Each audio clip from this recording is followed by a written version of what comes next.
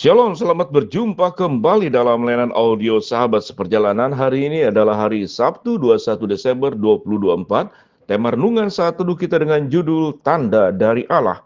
Firman Tuhan terambil dalam Yesaya 7 ayat yang ke-14. Sebab itu Tuhan sendirilah yang akan memberikan kepadamu suatu pertanda, sesungguhnya seorang perempuan muda mengandung dan akan melahirkan seorang anak laki-laki, dan ia akan menamakan dia Immanuel. Dan juga di dalam Matius pasal yang 1 ayat yang ke-23, sesungguhnya anak darah akan mengandung dan melahirkan seorang anak laki-laki, dan engkau akan menyebut dia Immanuel, artinya adalah Allah beserta dengan kita. Mari kita berdoa. Bapa yang di dalam sorga, kami bersyukur untuk banyak tanda-tanda yang diberikan oleh Allah agar hidup kami makin berkenan kepada Tuhan. Dalam nama Tuhan Yesus kami berdoa, amin. Shalom sahabat perjalanan yang dikasihi Tuhan. Buat kita yang hidup di zaman setelah Tuhan Yesus lahir, setelah Tuhan Yesus melaksanakan jalan keselamatan kepada seluruh umat manusia, maka kita dengan mudah untuk meyakini Kristus. Tetapi bagi mereka yang hidup dalam perjanjian lama, yang saat itu Yesus belum lahir, dan janji-janji tentang penggenapan akan datangnya Sang Mesias yang akan lahir ke dalam dunia untuk menjadi juru selamat, maka itu menjadi perkara yang jauh lebih sulit untuk beriman kepada sesuatu yang belum terjadi. Sementara kita adalah kelompok-kelompok orang yang beriman kepada sesuatu yang sudah terjadi. Yesus yang sudah lahir, bahkan bangkit dan naik ke surga. Bagi mereka yang hidup di zaman perjanjian lama, mereka harus belajar percaya untuk sesuatu yang belum terjadi. Sehingga tentu tatkala Allah memberikan pesan-pesan, tanda-tanda kepada setiap umat Israel pada waktu itu, yang pada akhirnya juga akan berlaku untuk seluruh dunia, maka menjadi proses perjalanan iman, dan Allah mengutarakannya secara langsung lewat malaikatnya, lewat suara Tuhan langsung, khususnya di dalam kitab Yesaya.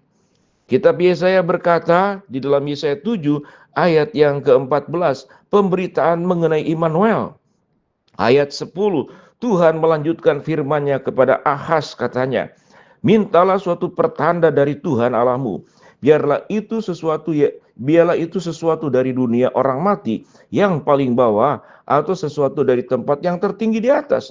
Tetapi Ahaz menjawab, aku tidak mau meminta, aku tidak mau mencobai Tuhan.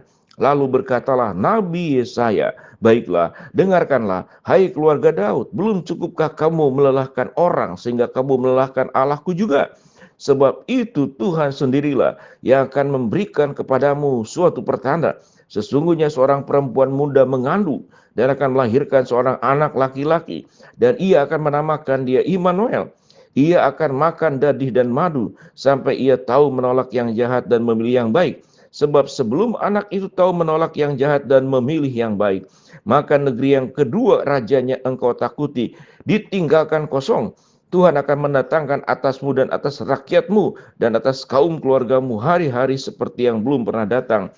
Sejak Efraim menjatuhkan diri, menjauhkan diri dari Yehuda, yakni Raja Asyur, pada hari ini akan terjadi. Tuhan bersuit memanggil lalat yang ada di ujung anak-anak Sungai Nil, dan memanggil lebah yang ada di tanah Asyur. Ahaz adalah raja. Bagaimana Raja Yehuda?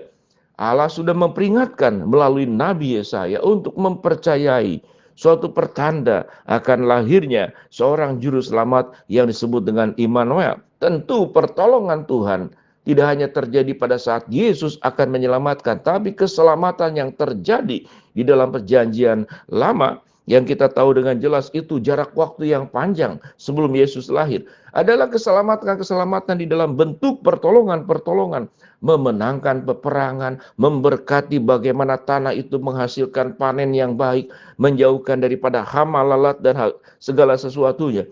Maka keselamatan itu adalah keselamatan kepada keselamatan yang jauh lebih besar, yaitu keselamatan kepada jiwa dan roh daripada manusia. Ahaz tidak taat. Ahaz menolak Tuhan. Bahkan Nabi Yesaya telah mengingatkan supaya Ahaz bertanya kepada Allah, bergumul dengan Allah apa yang harus dilakukan.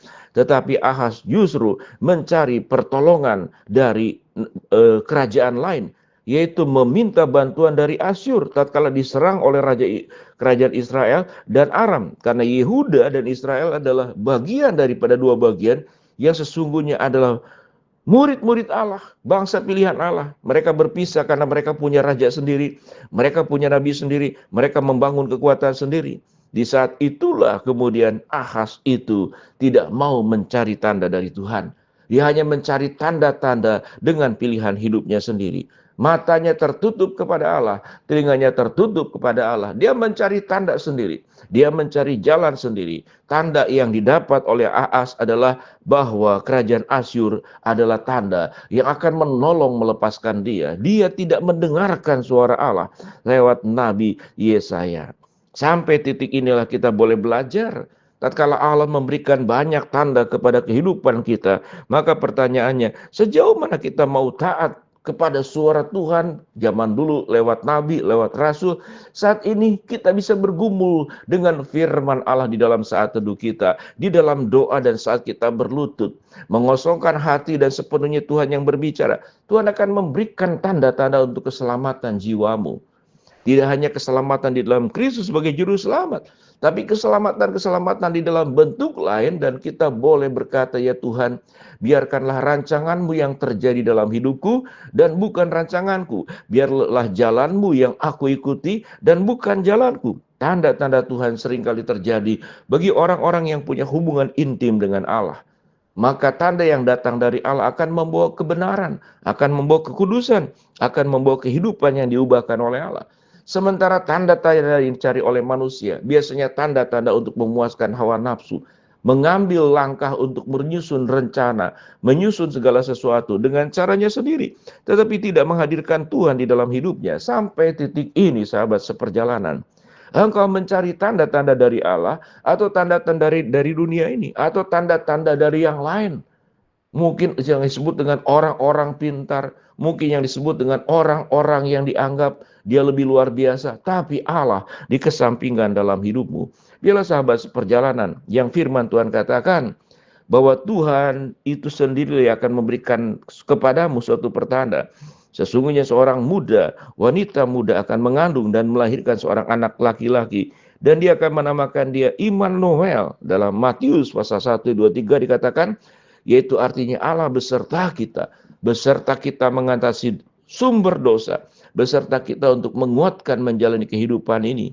Menjelang tentu selesai Natal, kita menghadapi tutup tahun, memasuki tahun baru. Percayalah bahwa Allah menyertai kita, Allah menolong kita. Tugas kita janganlah mencari tanda-tanda kepada dunia ini, tetapi mencarilah tanda kepada Allah. Karena Allah adalah sumber pertolongan, sumber kekuatan, sumber penopang. Ia akan mengangkat hidup kita, ia akan menyertai kita, ia akan membawa kita kepada kehidupan yang berkemenangan dari waktu ke waktu.